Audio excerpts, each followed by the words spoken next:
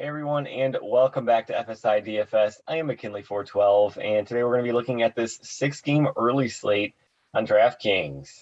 Before we get started, please hit that subscribe button. Come join our Discord. We'd love to hang out with you. We'd love to chat some baseball with you.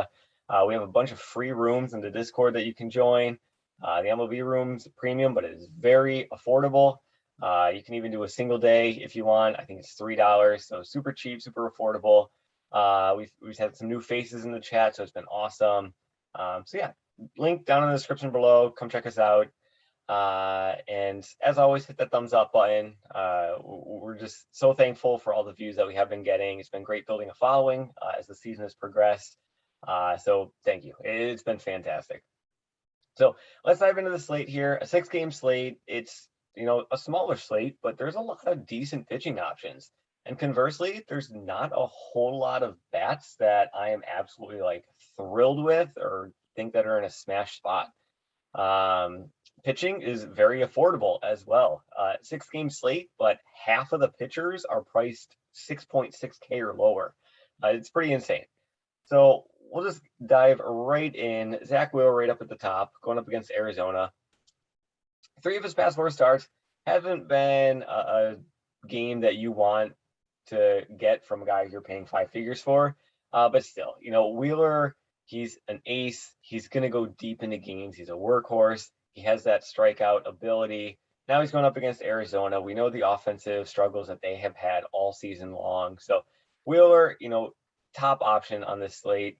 I wouldn't say he's the top option, point per dollar, but he's still a top option that you have to be paying attention to, for sure, just because of his ceiling and what he can provide. McClanahan, to start off the season, he wasn't going too deep into games, and that's kind of we were kind of off of him. But he's fully stretched out. He's been stretched out for a while now, so we don't have to worry about that anymore. He's got a great strikeout rate. He's got a nice matchup going against Baltimore. He's got 2 recent games against Baltimore, the same team, 26 and 23 DK points. So at 9.8K, I don't have any concern paying that much for him. But like I said, pitching is pretty deep on this slate, but still, he's another top option that you have to be paying attention to. Cease and IRVIN, I don't really have too much interest in either of these guys. It's not saying that they're bad pitchers at all. They're solid pitchers. Cease, we know what he's able to do. He's going up against Oakland, a middle of the pack team, or a middle of the pack offense. Cease is a nice form. He's got that strikeout ceiling as well, kind of like Cease does, or kind of like Wheeler does. But he can have some letdown games as well. So at 9.1K, just because he has so many letdown games sprinkled throughout, I'm not as much on him. I would rather go up to McClanahan or down to a guy like GARCIA. IRVIN let us down significantly last time out against Texas. I think he got 3 DK points, so that was a super bummer. But still, he's going up against the White Sox. They have been struggling. However, he is a left-handed pitcher. We don't really like taking left-handed pitchers against that all-righty Chicago lineup and the power that they can't have. So I'm not really a big fan of IRVIN because the guy below him, a lot more interest on. Luis Garcia. He has a better strikeout rate than IRVIN. He's got a better matchup than IRVIN. He's in better form than IRVIN. So I just love everything about him. 8.4. I think he got it. I mean, look at this. He got a serious price drop in a much more favorable matchup now than he's had in any of these previous games. Kansas City, since the All-Star break, they're second worst in the league in WRC plus. So runs created, all that stuff, not good. So Garcia, I think he's definitely another top option on this board. You can see there's lots of pitchers that we can be targeting here. And then the price just kind of drops off a cliff, and we're not even halfway through the pitchers. So Bumgarner, 7.1K. He is in decent form. He's got 4 straight games, 17 or more. So at 7K, that's a decent score for sure. He's pitching deep into games. He's gone nearly 7 innings in 4 straight. The strikeouts are kind of coming around. He's not really a high strikeout pitcher. He's going to be pitching ground balls. He's a better real life pitcher than he is a DFS pitcher. But still, going up against Philly, they're not nearly the offense that San Diego or San Francisco is. and he was able to control those bats. But Bumgarner, 7.1K. He's not my top target by any means, but if you kind of land in that area, go for it. That's totally fine. FLEXEN against Texas. Anybody going up against Texas, I am interested in. He's had a great season against Texas as well. 3 starts on the season, and he's averaging 20 DK points. For 6.6K, that's nearly 3x, a little over 3x your value, and that is fantastic. Definitely want to smash it in if you can get you 20 DK points. Quintana, he's only going to go a couple or an inning or 2 or maybe 3. So this is a bullpen game for LA. Don't have any interest there. Lopez, he can get absolutely blown up. I mentioned that there's not really any bats to be interested in. Tampa Bay, they're like the one team that I think is going to be in line. Minor, he's somebody they want to be paying attention to as well. He's in pretty solid form, especially for a guy. He's putting up some decent numbers for somebody that is 5.7K. Obviously, he has a little bit of an issue with the long ball lately, and he is in a tough matchup going up against Houston. These Houston bats have really let us down lately. They haven't had more than 5 runs in a game. Maybe they've done it once in the past 2 weeks or so, but it just seems like their offense is just not generating what we want it to. So they have those injuries, so that's kind of hampering it. But still, I don't think it should have impacted them this much. So Minor on the radar, just with how he has been pitching. That crazy price reduction he's got. He was in 8.3K. So it's crazy price reduction he has gotten on the radar. Howard and Manning, no really interest there. So pitching's kind of deep. So I have interest in Wheeler, McClanahan, Cease for the GPP, Garcia, Bumgarner, FLEXEN against Texas, anybody against Texas, even Minor. So lots of pitching options that you can go to in all salary ranges. All right, let's turn towards the bats. I kind of gave it away. Tampa Bay is probably my favorite bat on the day. Going up against Lopez. Lopez can really struggle.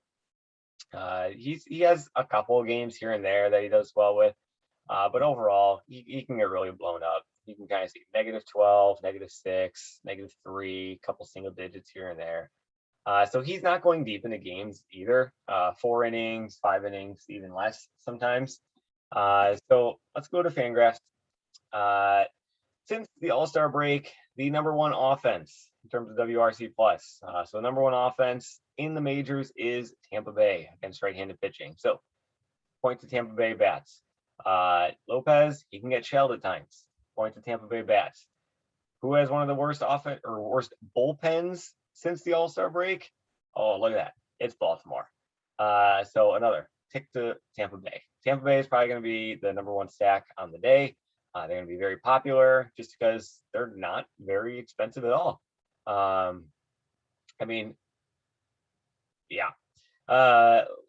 you're looking at like the lefties. You're looking at Meadows. You're looking at Lowe, Choi, Wendell. Pretty much anybody.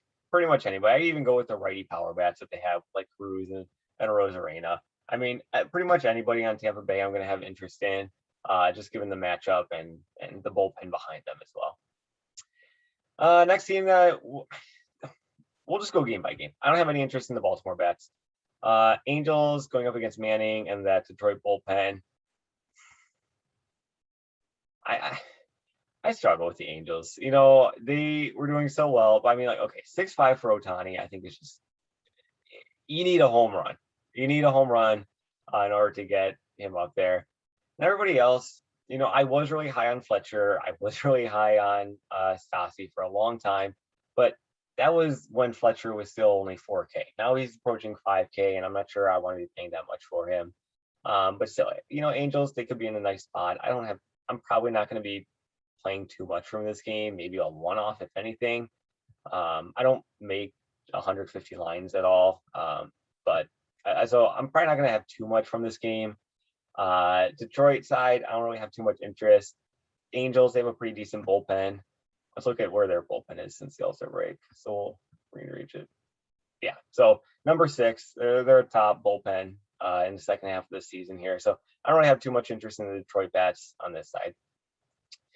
Seattle and Texas. Texas is just a GPP all the time. I mean, they're cheap. You can get some serious value in here. FLEXEN isn't an ace pitcher at all. They're super cheap. You know, Heim 2.6K, low at 3K. The value is there. You can find it. But GPP pretty much. On the other side, Seattle going up against just the Texas pitching staff. Definitely have some interest. Pretty much your typical guys. You know, JP Crawford, he's been leading off. Kyle Seager for sure. Haniger. Scrolling through. That's pretty much the guy that we targeting. Toro, you know, since his move from Houston, you know, Toro's always kind of been a favorite. I feel like you ever have those guys that you just somehow always seem to be landing on them throughout the season. Toro kind of seems to always be that guy. He always just seems to be a little bit underpriced and always seems to, you know, exceed what people think he's going to do. So Toro, he's fine. He's always been fun. White Sox in Oakland, IRVIN versus Cease, two decent pitchers against two average offenses. Just not too much to get excited about there.